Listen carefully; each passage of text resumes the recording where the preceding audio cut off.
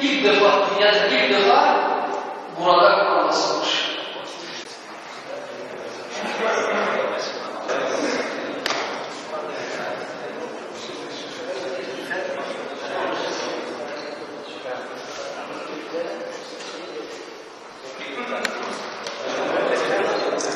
Türkler bilan bizning ta'limimiz tig'iz.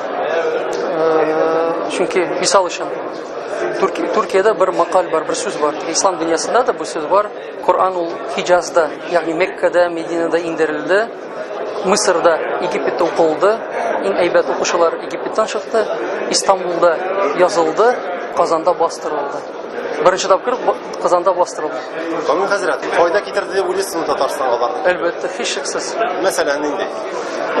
Siz misol uchun hozirgi vaqtda qay bir imomlar muroshaat etdilar, aytdingiz, bizga da shunday motor o'qituvchilarni chaqiraylik, bizni o'qitsinlar, o'rgatsinlar, shunday tilaklar bildirdilar.